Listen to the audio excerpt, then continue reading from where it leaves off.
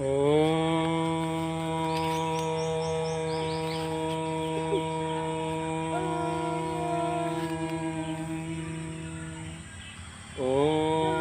सहनाववतु सहनौ भुनक्तु सह वीर्यं करवावहै तेजस्विनावधीतमस्तु मा विद्विषावहै।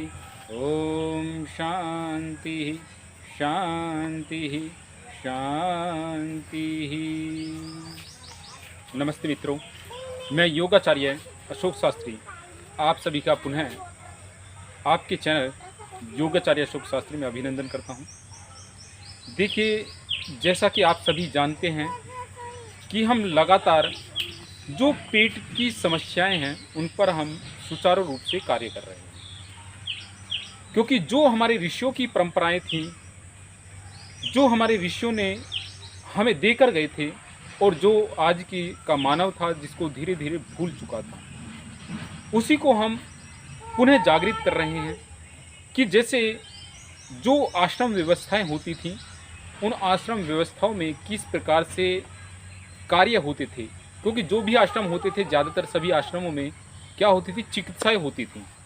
सभी आश्रमों में जो लोग मानसिक रूप से तनाव में होते थे, उनके तनाव को दूर करने का प्रयत्न करा जाता था।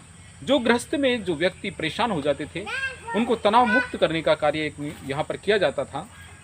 तो वही चीज़ें परमात्मा की कृपा से हम आप लोगों के आशीर्वाद से जो हमारा ये आश्रम है, इसमें ये कार्य हम स्थापित किया है।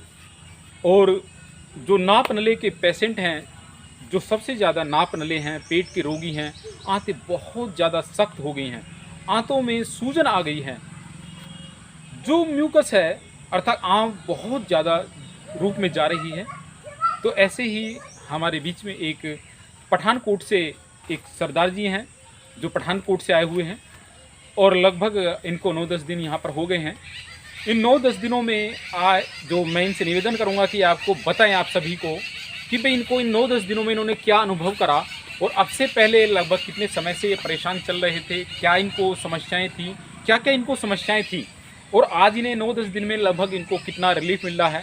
तो और यहाँ की जो व्यवस्थाएं हैं इनको कैसी लगी, किस तरीके का आज इनको विश्वास हो रहा है।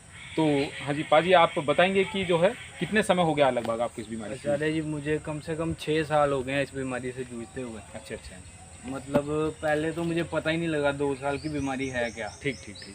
तकरीबन जो भी पेशेंट आते हैं उनको यही प्रॉब्लम है कि पता ही नहीं चलता ये बीमारी है क्या। हाँ हाँ, तो मतलब बीमारी बढ़ती गई, पहले तो ध्यान नहीं दिया। जब पता चला कि हाँ, ये था कि हाँ मुझे नाप गिरी हुई है मेरी, ये था मुझे। तो फिर उसके बाद जब पता चला, फिर डॉक्टरों के पास भी गया 1-2। मैंने ज़्यादा नहीं दिखाया, डॉक्टर ने टेस्ट बोले, मैंने करवाए नहीं, क्योंकि मुझे वेदों पे शुरू से ही भरोसा है, क्योंकि वेद परमेश्वर ने पैदा किए हैं। हाँ बिल्कुल बिल्कुल, ये जो वेद है वे जो परमात्मा की वाणी है वो तो बिल्कुल निश्चित है। तो गुरबाणी में भी है कि वाणी ब्रह्मा वेद धर्म दृढ़ो। हाँ, तो मुझे इसलिए भरोसा था, मैं गुरबाणी से जुड़ा हूँ। तो गुरबाणी भी वेद पे आधारित है। बिल्कुल। तो मुझे ये था कि जो इलाज है वो वेदों में ही है। हाँ बिल्कुल, देखिए आयुर्वेद में ही इलाज है इसका, बाहर डॉक्टरों के पास नहीं है। अगर होगा भी तो वो नुकसान ज़्यादा करेंगे। हाँ बिल्कुल सही बात है। तो इसलिए मैं यहाँ पे आया, वीडियो देखी मैंने आपकी यूट्यूब में। तो व्यवस्था तो यहाँ पे बहुत अच्छी है और मुझे 60 से 70% फ़र्क है। और अंदर जो पुराना गंदगी जमा हुई, टॉक्सिन जमा हुआ है, वो मेरे बाहर निकल गए हैं। तो ये मुझे 3 से 4 दिन हो गए हैं, मतलब 4-5 बार मुझे फ्रेश होने जाना पड़ता और वो टॉक्सिन ही निकल। अच्छा अच्छा, तो अभी ये मान लीजिए आपको कैसा लगा कि कितनी साल पुराना आपका जो मल अंदर जम गई थी, गांठें बनी हुई थी? तो ऐसा लगा चारे जी जैसे कि 4-5 साल पुराना जो है ना गंद जमा हुआ अंदर, वो बाहर निकला। अच्छा अच्छा, वो बाहर निकल गया। 4-5 ऐसे लग रहा है, फूल जैसा लग रहा है शरीर अभी। तो बहुत अच्छा लग रहा है। यहाँ पे व्यवस्था भी बहुत बढ़िया, खाने के लिए ऐसा घर पे नहीं मिलता जैसा यहाँ पे मिलता। हम क्योंकि कुकर में बनाते हैं, कुकर में तो उसके सारे जो पौष्टिक तत्व है खत्म हो जाते हैं। हाँ देखिए, मैं यहाँ पे एक संदेश देना चाहूँगा जो है कि जो कुकर से बना हुआ भोजन है, कुकर में, ठीक ना, हमारे न्यूट्रिएंट्स होते हैं कुछ जो हमारी बॉडी को चाहिए, न्यूट्रिएंट्स, और जो न्यूट्रिएंट्स हमें चाहिए वो 100% हमारी बॉडी को यदि मिलते हैं तो हमारी जो रोग क्षमता है, प्रतिरोध क्षमता, वो बहुत ज़्यादा बढ़ जाती है। अगर हम मान लीजिए मिट्टी के बर्तन में अगर भोजन बनाते हैं तो मिट्टी के बर्तन में बनाया हुआ भोजन 100% न्यूट्रिएंट्स होते हैं। अगर कांसे के बर्तन में, पीतल के बर्तन में हम बनाते हैं तो उसमें 93% जो है न्यूट्रिएंट्स रहते हैं। और यदि एल्युमिनियम के बर्तन में यदि हम बनाते हैं तो मात्र 3 से 5% ही उसमें न्यूट्रिएंट्स बचते हैं कुकर में बनाया हुआ, क्योंकि कुकर ज़्यादातर, और भोजन के एक आयुर्वेद कहता है, आयुर्वेद में आता है कि जिस भोजन को वायु का स्पर्श और सूर्य की रोशनी ना मिले ऐसे भोजन को नहीं खाना चाहिए, क्योंकि वो जहर होता है, वो जहर होता है बिल्कुल। तो ऐसा भोजन आप बिल्कुल ना खाएं। जितने भी पेट के रोगी हैं, खासतौर से मेरा उन लोगों को संदेश है कि वो कुकर से बने हुए भोजन ना खाएं। वो यदि खाना है तो मिट्टी के बर्तन में बनाएं या कांसे के बर्तन में बनाएं, या खुले जो आपका जो भी घर में पात्र है आपके रखा हुआ है उसको खुले करके बनाएं, ठीक है। खुली रोशनी में बनाएं, खुली वायु का स्पर्श उसको पर्याप्त रूप से मिलता रहे। तो इसीलिए निवेदन है कि आप लोग जो एल्युमिनियम के बनाए हुए बर्तन हैं, कुकर से बने हुए भोजन है, उसको कदापि आप प्रयोग ना करें, ठीक है। तो अब आपको ये आपके 9-10 दिन बीते हैं तो इनमें तो आपको काफ़ी रिलीफ मिल रहा है। मुझे बहुत रिलीफ है। जिन्ने भी पंजाब तो मेरे भैन भरा देखते पे वीडियो, एक बारी मेरी बेनती है कि इन्हां कोल आओ तो मतलब तुसीं 2 दिन ही रह के देखो, उदां भी डॉक्टरां दे टेस्ट करा ही लैंदे हो, तो इत्थे आके देखो तुहानूं फर्क लगूगा। मैं कहना 2 दिनों दे विच तुहानूं 20% भी फर्क लग गया, तुहानूं उम्मीद हो जाएगी कि हाँ मैं इत्थों ठीक हो जाऊँगा। तो एक बारी तुसीं जरूर आओ। जिन्ने भी भरा मेरे परेशान आ, डिस्क्रिप्शन च अपना नंबर भी दे दूँगा, जे मेरे नाल किसी ने गल करनी हो तो कर सकता, कुछ भी पूछना हो मैंने पूछ सकता। हाँ, तो मेरा अच्छा, एक्सपीरियंस जो भी है। अब आपको क्या लगता है कि अब आप इस बीमारी से निकल सकते हो? बिल्कुल, मैं अभी सीख चुका हूँ, इन्होंने मुझे सिखा दिया सारा कुछ कैसे करना, तो अभी मुझे उम्मीद है कि मैं निकल जाऊँगा। और जो परमेश्वर, वैसे तो परमेश्वर की कृपा होती है, बिल्कुल, एक बिल्कुल। जरिया होता है कि हाँ। कहीं ना कहीं से उसने मतलब विधि बनानी है, तो वो विधि मेरी बन चुकी है। मुझे खुशी है, बहुत खुशी है। अच्छा, हम ये आपको यहाँ पे क्या क्या ट्रीटमेंट आपको मिले जो है?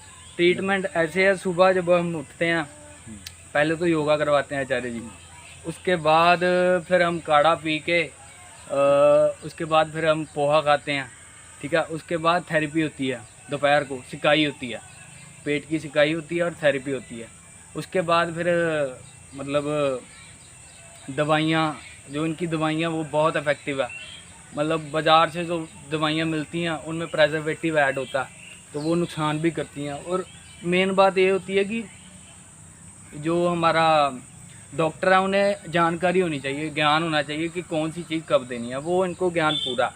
तो मुझे यहाँ पे भरोसा, पता नहीं कुदरती मुझे भरोसा आ गया, तो यहाँ पे चला आया। आप भी एक बार आ जाओ और इस बीमारी से मुक्त हो जाओगे। बिल्कुल, बिल्कुल। देखिए जो है, जो भी है, देखिए तो परमात्मा का एक आशीर्वाद है कि जो आश्रम व्यवस्थाएं बनाई गई थी वो इसीलिए बनाई गई थी कि जो अन्य लोग हैं, जो दूसरे लोग हैं, उनके दुखों को दूर करने के लिए आश्रम व्यवस्थाएं होती थी।